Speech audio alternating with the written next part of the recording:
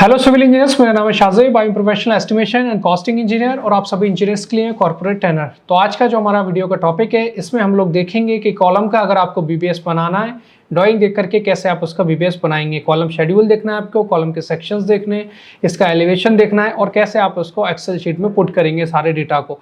कैसे आपको पता चलेगा कि आपको कितनी लेंथ की बार कट करनी है अगर आप फुटिंग से लेकर के अगले वाले फ्लोर तक के लिए बार्स लगा रहे हैं। तो कैसे आप यहाँ पर सारी डिटेल्स को देखेंगे, कैसे आप कैलकुलेशन करेंगे, वो सारी चीज़ें आज इस वीडियो में मैं आज आपको बताने वाला हूँ। तो प्लीज़ इस वीडियो को लास्ट तक बने रहिए। चलिए हम अपनी वीडियो को स्टार्ट करते हैं। तो सबसे पहले आप यहाँ पर देख पा रहे हैं कि ये आपको दे रखा है कॉलम का शेड्यूल, इसके बाद आपको कॉलम के सेक्शंस मिलते हैं और यहाँ पर बिल्डिंग का एलिवेशन आपको दे रखा है। अब हम कॉलम के शेड्यूल को थोड़ा सा जूम करके यहाँ पर देखेंगे तो यहाँ हमें बता रहा है सबसे पहले कितने तरीके के हम कॉलम्स इस बिल्डिंग में यूज कर रहे हैं। तो हम यहाँ पर देखेंगे कि हम C1 कॉलम की बात कर रहे हैं, फर्स्ट वन लेकर के चल रहे हैं C1 कॉलम। C1 कॉलम का साइज आपको दे रखा है 500 बाई 500। यहाँ पर आपको मेन बार्स के बारे में बता रहा है, ठीक है। तो ये आपको सारे इसने ऊपर हेडिंग दे रखी है कि टाइप, साइज, मेन बार्स और फिर ties in S1 zone and S2 zone. तो यहाँ पर हमें बता रहा है C1 column, type C1 column, size जो है इसका 500 बाई 500 का कॉलम है। इसमें टोटल आपको बता रहा है 8 बार्स लग रही है, लेकिन सभी का डायमीटर जो है वो डिफरेंट है। तो यहाँ पर 4 बार्स आपकी 25 डायमीटर की है, 4 बार्स जो है आपकी 20 डायमीटर की है। तो अलग अलग 4 बार सेम डायमीटर की, 4 बार अलग डायमीटर की है, ठीक है। सारी जो 8 बार्स हैं वो सेम डायमीटर की नहीं है। 425 डाई की बार्स लग रही हैं, 420 डाई की बार्स लग रही हैं।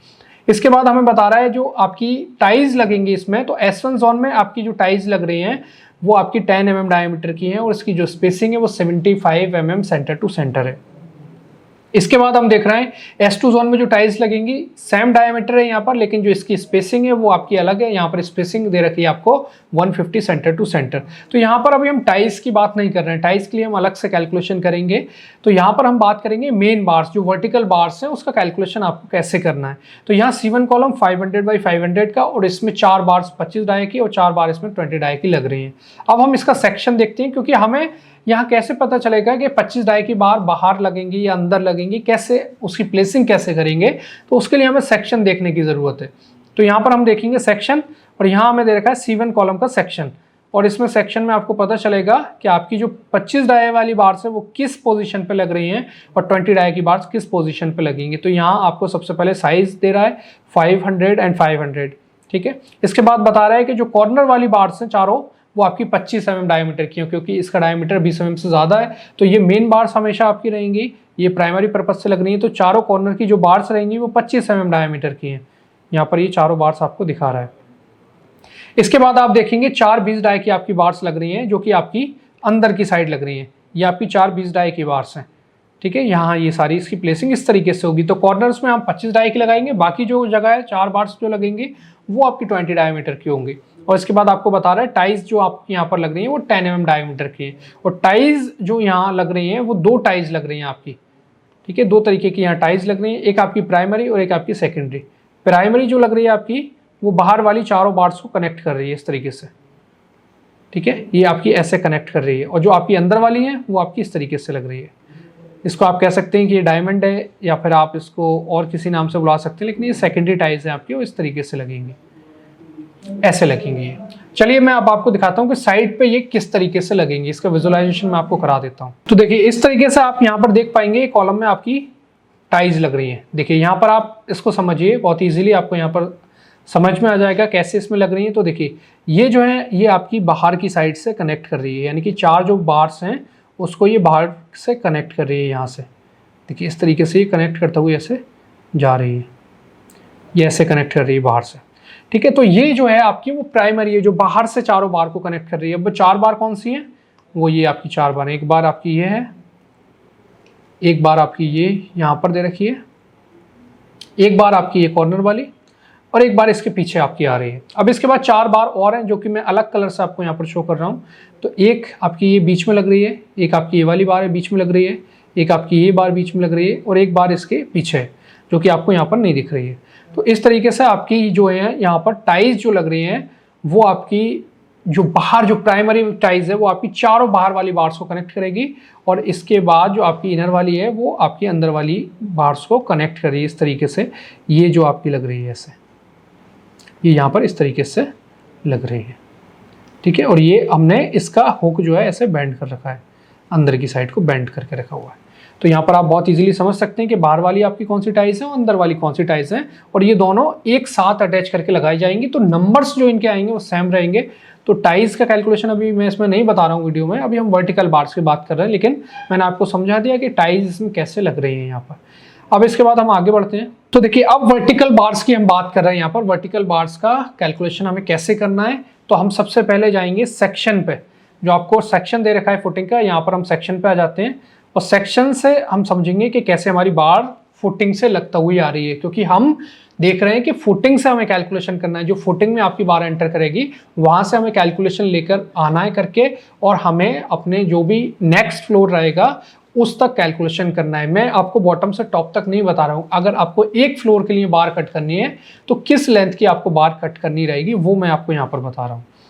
अब यहाँ पर आप देखेंगे कि आपको यहाँ बता रहा है, इजीली आप समझ सकते हैं यहाँ पर कि आपकी जो फुटिंग में बार लगेगी, जो आपकी बार फुटिंग में लगेगी उसके लिए आपको यहाँ पर क्लियरली इसने बता रखा है, आपको लेना है एनकरेजमेंट लेंथ के लिए LD प्लस 10 डाया।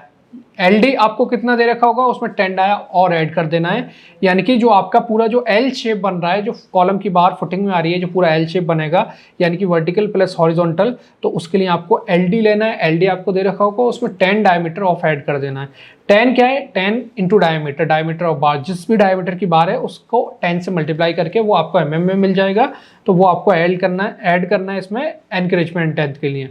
तो ये यानी कि जो आपका वर्टिकल पोर्शन है और जो आपका हॉरिजॉन्टल पोर्शन है, ठीक है, दो यहाँ पर जो L शेप बन रहा है वर्टिकल प्लस हॉरिजॉन्टल मिलकर के, उसको टोटल आपको बता रहा है LD और प्लस 10D लेना है, ये आपका टोटल आ जाएगा।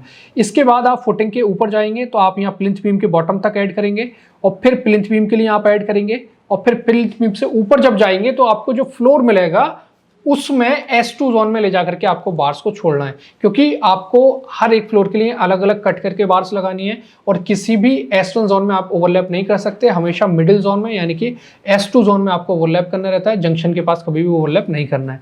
तो उसको हम आगे समझते हैं। तो सबसे पहले हम यहाँ पर देखते हैं कि हमें LD लेना है और प्लस 10D लेना है। अब हम देख लेते हैं कि LD हमें कितना दे रखा है। तो यहाँ हमें जो LD दे रखा है वो अलग अलग डायमीटर के लिए रहेगा। अगर आप 20 mm डायमीटर की बार लगा रहे हैं तो इसका जो LD है वो आपको 1150 दे रखा है। अगर 50 डायमीटर की आपकी बार से तो इसका जो LD है वो 1450 mm दे रखा है। दोनों LD अलग अलग आपकी, क्योंकि 4 बार आपकी 20 mm डायमीटर की है और 4 बार आपकी 25 mm डायमीटर की है, तो आपको अलग अलग LD लेना पड़ेगा। अब हम फिर से चलते हैं सेक्शन पे और सेक्शन से हम LD जो है और प्लस 10 mm डायमीटर उसमें ऐड करके हम यहाँ पर कैलकुलेशन कर लेंगे इसका, ठीक है। तो हम निकाल रहे हैं यहाँ पर LA यानी कि एनकरेजमेंट लेंथ, LA हम निकाल रहे हैं। तो यहाँ पर आपको लेना है LD। तो LD आपका जो 20 mm डायमीटर के लिए रहेगा, तो यहाँ पर हम लिख देते हैं LA for 20 mm, LA for 20 mm diameter. तो यहाँ पर हम लेंगे 1150 और plus 10D, 10 into 20 mm diameter की बार है तो आपको D की जगह डायमीटर ऑफ बार रखना है 20, तो यहाँ पर ये आपको मिल जाएगा। इसके बाद LA आपको लेना है 25 के लिए। तो 25 के लिए आपको कितना दे रखा है 1450, तो यहाँ पर हम 1450 प्लस 10 इंटू 25 यानी कि डायमीटर ऑफ बार, तो यहाँ पर आपको LD मिल गया दोनों जगह, ठीक है। LD कितना आएगा आपका, LD तो आपको डायरेक्टली दे रखा है LA यानी कि एनकरेजमेंट लेंथ आपका कितना आएगा वो आपको यहाँ मिल जाएगा। LD में आप 10D ऐड कर देंगे दोनों, तो यहाँ पर आप फुटिंग में जितनी आपकी L शेप में बार लग रही है वो आपको मिल जाएगी। इसके बाद आप यहाँ पर क्या करेंगे, आप ये कॉलम की हाइट प्लिंथ बीम के बॉटम तक निकालेंगे। अब इसको कैसे निकालेंगे, तो यहाँ पर RL जो है वो आपको प्लिंथ बीम के बॉटम तक दे रखा है यहाँ पर। अब RL में आप देखेंगे कि ये आपको दे रखा है 2000 mm। जब हम बॉटम में जा रहे हैं, जब हम डेप्थ में जा रहे हैं, तो RL से जब हम नीचे जाएंगे तो PCC के बॉटम तक आपको 2000 mm यहाँ पर दे रखा है इसने, ठीक है, 2000 mm। हम इसमें से क्या करेंगे, PCC की थिकनेस और हम फुटिंग 1 की बार्स को निकाल रहे हैं तो फुटिंग 1 की डेप्थ को माइनस कर देंगे, यानी कि ये टोटल PCC के बॉटम से फुटिंग के टॉप तक माइनस करेंगे तो हमें यहाँ पर कॉलम की हाइट मिल जाएगी। तो ये हम ऐड करेंगे यहाँ पर। तो PCC की जो थिकनेस है वो आपको यहाँ पर दिखा रहा है 100 mm, ठीक है। तो 100 mm और फुटिंग की डेप्थ हमें मिलेगी शेड्यूल से, ये हम देखेंगे शेड्यूल से। ये हम आगे आएंगे थोड़ा सा और यहाँ पर हमें फुटिंग 1 की डेप्थ जो है वो दे रखी है 650 mm। अब ये 650 हम माइनस कर देंगे तो हमें यहाँ पर कॉलम की हाइट मिल जाएगी, ठीक है। यहाँ पर हम कर देते हैं कॉलम हाइट हम यहाँ पर निकाल रहे हैं, तो यहाँ पर हमने 2000 mm रिड्यूस लेवल से पीसीसी के बॉटम तक -100 -650 कर दिया, तो ये कॉलम की हाइट मिल गई। अब इसके बाद प्लिंथ बीम की डेप्थ आप ऐड करेंगे, क्योंकि आपकी जो बार रहेगी वो आपको पार्ट में कैलकुलेट करनी पड़ रही है यहाँ पर, क्योंकि आप एक साथ नहीं ले सकते। आपने पहले एल शेप निकाला जो फुटिंग में लग रहा है, यानी कि आपने पहले ये एल शेप निकाला, ठीक है। इसके बाद यहाँ से बार कंटिन्यू होकर कॉलम में जाएगी, और फिर यहाँ से जब कॉलम खत्म हो जाएगा नेक कॉलम, फिर ये प्लिंथ बीम में एंटर करेगी, फिर जब प्लिंथ बीम खत्म होगा तो ये बाकी ऊपर के लिए जाएगी ऐसे। तो इसको आप जब ऊपर लेकर के जाएंगे प्लिंथ बीम से, तो इसको S2 जोन में ले जा करके छोड़ेंगे। तो S2 जोन में कितना छोड़ेंगे वो भी मैं आपको दिखाऊंगा आगे। तो कॉलम की हाइट मिल गई। अब प्लिंथ बीम की जो डेप्थ है वो आगे ड्राइंग में आपको दे रखी है, मैं यहाँ पर आपको डायरेक्टली लिख देता हूँ। प्लिंथ बीम की जो डेप्थ है वो आपको 450 दिखा रखी है, ठीक है। 450 प्लिंथ बीम की डेप्थ है। प्लिंथ बीम की डेप्थ यहाँ पर मैं शो कर रहा हूँ 450, वो आगे आपको ड्राइंग में मिल जाती है। तो यहाँ पर हम डायरेक्टली इसको ले रहे हैं 450। अब इसके बाद हम चलते हैं एलिवेशन पे। अब हमें बाकी सारा कैलकुलेशन करना है एलिवेशन से, तो एलिवेशन पे हम चलेंगे। यहाँ पर हम आ जाते हैं एलिवेशन पे। अब हमें कैलकुलेशन करना है यहाँ से। अब हम देख रहे हैं कि यहाँ पर हमें बता रहा है फाउंडेशन लेवल से जब हम बार को लेकर के आ रहे हैं, यानी कि फुटिंग से जब हम बार लगाते हुए लेके आ रहे हैं यहाँ से, तो हम इस बार को कंटिन्यू लेकर के आएंगे और इसको हम यहाँ S2 जोन में ला करके छोड़ेंगे, यानी कि S2 जोन, ये मिडिल जो जोन है आपका वो S2 जोन है, और S2 जोन ये आपको यहाँ से यहाँ तक दे रखा है, ये आपका S2 जोन है। ये आपका बेसमेंट लेवल है, यानी कि बेसमेंट आप बना रहे हैं, एक बेसमेंट जो आपका बन रहा है उसमें जो कॉलम आ रहा है वो आपका जो मिडिल जोन है वो आपका S2 जोन है कॉलम का। ये हमेशा हर ड्राइंग में आपको मिलता है। तो मिडिल जोन S2 जोन, और इसी में हमेशा ओवरलैप किया जाता है। जो आपके S1 जोन है, जो आपके नीचे वाले जंक्शन से और ऊपर वाले जंक्शन से जो आते हैं वो आपके ये आपके रहते हैं S1 जोन। तो इस जंक्शन के पास कभी भी ओवरलैप नहीं होता है, ओवरलैप हमेशा S2 जोन में होगा।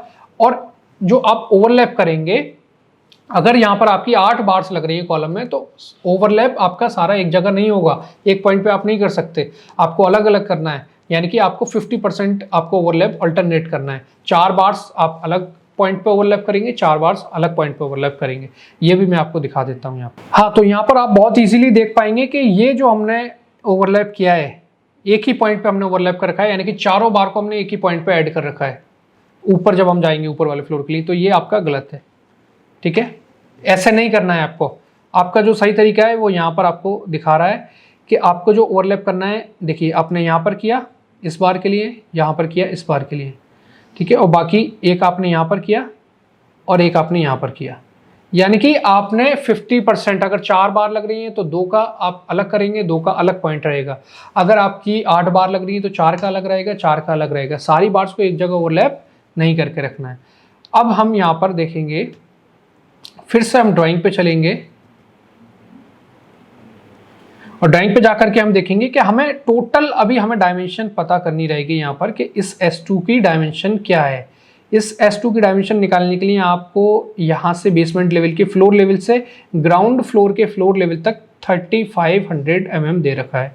इसमें से आप फ्लोर बीम की डेप्थ को माइनस करेंगे, फ्लोर बीम की डेप्थ आप यहाँ पर माइनस करेंगे, और फिर इसमें से 650 और 650 माइनस करेंगे तो आपको यहाँ मिल जाएगा ये S2, ठीक है। तो ये आपको कैसे मिलेगा, इसको अब हम सारा एक्सेल में जा करके करेंगे। एक्सेल में आ जाते हैं हम। यहाँ पर हमारा फॉर्मेट दे रखा है, सीरियल नंबर हम 1 पुट करेंगे। अब हम पहले डिस्क्रिप्शन दिखा देते हैं। तो यहाँ पर हम कॉलम C1 की बात कर रहे हैं, कॉलम C1, ठीक है। अब कॉलम C1 की जब हम बात कर रहे हैं यहाँ पर, तो 4 25 डाई की बार है, 4 20 डाई की। तो यहाँ पर आप दिखाएंगे कि कॉलम C1 की जब आप बात कर रहे हैं तो पहले आप नंबर ऑफ मेंबर यहाँ पर शो कर देंगे। तो अभी हम यहाँ पर एक ही नंबर ऑफ मेंबर लेकर के चल रहे हैं। डाया ऑफ बार आपका 20, spacing dash dash dash, spacing नहीं रहेगी वर्टिकल बार्स के लिए, और यहाँ पर नंबर ऑफ बार्स में आप शो कर देंगे कि आपकी 4 बार से 20 डाई की। फिर कॉलम C2 में, कॉलम C1 में अगेन आप सीरियल नंबर 1 और यहाँ पर आपका डाया ऑफ बार 25 और 4 बार आप यहाँ पर शो करेंगे, और यहाँ स्पेसिंग को आप ऐसे ही खाली छोड़ देंगे, ठीक है। तो आपकी 4 20 डाई की, 4 25 डाई की बार। इनका जो शेप बनेगा वो किस तरीके से बनेगा, तो शेप बनाने के लिए आपको एक्सेल में क्या करना है, यहाँ पर शेप बनाने के लिए आप इंसर्ट में जाएंगे, इंसर्ट में जाकर के शेप्स में जाएंगे और यहाँ पर आप इस लाइन पे सिलेक्ट करेंगे। इस लाइन पे सिलेक्ट करने के बाद आप देखेंगे कि आपकी जो बार है वो फुटिंग से इस तरीके से निकलेगी, ठीक है। तो यहाँ पर हम कॉपी पेस्ट कर लेंगे बार को और इस तरीके से यहाँ लगा देंगे। लेकिन ये अभी आप बार देख रहे हैं कि बहुत आपको हल्की दिख रही होगी, यानी कि इसका वेट नहीं है। तो इसका वेट बढ़ाने के लिए यहाँ पर आप एरो पे क्लिक करेंगे, यहाँ से आप इसका वेट बढ़ा सकते हैं। यहाँ पर हम इस बार पे क्लिक करेंगे और यहाँ से हम इसका वेट बढ़ा सकते हैं। तो इस तरीके से आपकी बार लग रही है। तो आपने ये शेप बना दिया। अब शेप बनाने के बाद आप यहाँ पर कटिंग लेंथ निकालेंगे इसकी। तो कटिंग लेंथ निकालने के लिए आप क्या करेंगे, अब सबसे पहले आप लेंगे यहाँ पर LD। तो 20 डाई के लिए जब आप कटिंग लेंथ निकाल रहे हैं तो आपका जो LD है, मैंने पहले आपको दिखाया 1150, और इसमें 10 mm डायमीटर और ऐड करेंगे। तो यहाँ पर आप 10 × 20 को सेलेक्ट कर देंगे, यानी कि आपका LD और प्लस 10D यानी कि LA आ गया, जितनी आपकी बार फुटिंग में लग रही है। इसके बाद आपने यहाँ पर क्या किया, जो कॉलम की हाइट हमने निकाली थी उसके लिए हमने क्या किया था, 2000 mm लिया था और इसमें से हमने माइनस किया था PCC की थिकनेस और जो आपकी फुटिंग की डेप्थ थी 650, उसको माइनस किया, प्लस हमने प्लिंथ बीम की डेप्थ को ऐड किया 450। फिर हमें यहाँ पर निकालना है S2 जोन। S2 जोन की डायमेंशन क्या है, क्योंकि जब आप ओवरलैप करेंगे बार्स का तो आपको इस तरीके से करना है। 4 बार आपकी जो है वो आपकी यहाँ पर ओवरलैप करना है आपको। यहाँ पर आप कट कर देंगे, यानी कि S2 जोन के हाफ पे छोड़ देंगे, और 4 बार आप S2 जोन के फुल पे ले जा करके छोड़ेंगे। तो अब जो ऊपर से बार आएंगी तो एक जगह यहाँ पर ओवरलैप होंगी और जो इधर से आ रही है वो यहाँ पर ओवरलैप होंगी।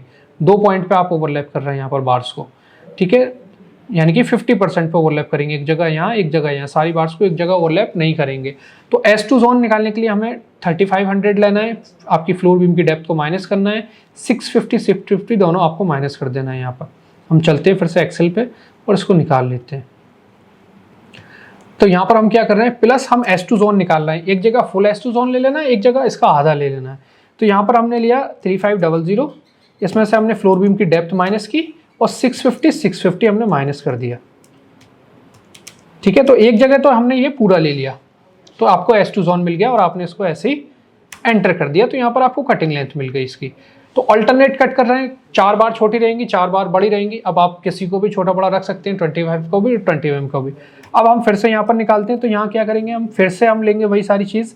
यहाँ पर हमें लेना है सबसे पहले LD। तो LD 25 डाई के लिए 1450 रहेगा, प्लस 10D 10 × 25 को हम सेलेक्ट कर देंगे, ब्रैकेट क्लोज कर दिया। प्लस कॉलम की हाइट हमने निकाली थी 2000 लिया था, रिड्यूस लेवल से PCC के बॉटम तक, PCC की थिकनेस माइनस की और फुटिंग की डेप्थ यानी कि 650 माइनस कर दिया, प्लस प्लिंथ बीम की डेप्थ 450 ऐड कर दी। और प्लस जब हम ऊपर जाएंगे प्लिंथ बीम से तो हमने फिर ये वही S2 जोन निकालना है, 3500 जो फ्लोर टू फ्लोर हाइट दे रखी है। इसमें से हमने माइनस किया फ्लोर बीम की डेप्थ को, माइनस किया 650 माइनस 650 यानी कि दोनों S1 जोन। अब यहाँ पर हम फुल नहीं ले रहे हैं, यहाँ पर हम इसका आधा ले रहे हैं। तो पूरे ब्रैकेट को हम डिवाइड बाई 2 कर देंगे और एंटर कर दिया। तो 25 डाई की जो बार होगी इसकी कटिंग लेंथ होगी 4275 mm और 20 डाई की होगी 4800, यानी कि हम ऑल्टरनेट कट कर रहे हैं, कुछ बार छोटी रखेंगे, कुछ बार हम बड़ी रखेंगे। कटिंग लेंथ टोटल आपको मीटर में चेंज करनी है, डिवाइड बाई 1000 कर देंगे इसको सेलेक्ट करके, और यहाँ भी हम सेम वही करेंगे, इसको सेलेक्ट करेंगे और डिवाइड बाई हम इसको 1000 कर देंगे। तो यहाँ पर आपको एक बार की कटिंग लेंथ मिल जाती है 4.8 मीटर जो कि 20 डाई की है, 4.275 मीटर जो कि आपकी 25 डायमीटर की। अब यहाँ पर आपकी टोटल कटिंग लेंथ निकालनी है, तो एक बार की कटिंग लेंथ सेलेक्ट की, multiply by number of bars कर दिया, एंटर। यहाँ भी हमने सेम किया, एक बार की cutting length multiply by number of bars को हमने सेलेक्ट कर दिया, एंटर। तो यहाँ टोटल कटिंग लेंथ आपको मिल जाती है। और इसके बाद इसका जो वेट निकालना है, तो आप 20 डाई का वेट 20 डाई के कॉलम में निकालेंगे, 25 डाई का 25 डाई के कॉलम में। टोटल कटिंग लेंथ को सेलेक्ट किया, मल्टीप्लाई बाई यूनिट वेट और एंटर कर दिया। और यहाँ पर हम क्या करेंगे, इसको सेलेक्ट करेंगे टोटल कटिंग लेंथ यानी कि 4 बार की कटिंग लेंथ और multiply by unit weight, enter. अगर नंबर्स अगर आपके कई सारे कॉलम्स हैं तो आप जब कटिंग लेंथ निकाल रहे हैं तो उसमें नंबर्स को भी सिलेक्ट करते हुए जाएंगे। तो शेप इस तरीके से बनाएंगे और इसमें चाहें तो आप डायमेंशंस को शो कर सकते हैं। तो आई होप सारी चीज़ें बहुत अच्छे से यहाँ पर इस वीडियो में आपको क्लियर हो गई होंगी। अगर आपको कोई भी डाउट है तो आप कमेंट सेक्शन में बता सकते हैं, हमें जो भी डाउट है आपका क्लियर कर दिया जाएगा। इसके बाद हमारा जो नेक्स्ट वीडियो रहेगा उसमें आप लोग देखेंगे कि हमें टाइस का कैलकुलेशन करना है तो हम कैसे करेंगे। तो प्लीज़ हमारे रीएनफोर्स के चैनल को सब्सक्राइब कीजिए, इस वीडियो को ज़्यादा से ज़्यादा शेयर कीजिए, इस वीडियो को लाइक कीजिए। मिलते हैं नेक्स्ट वीडियो में, तब तक के लिए थैंक यू सो मच।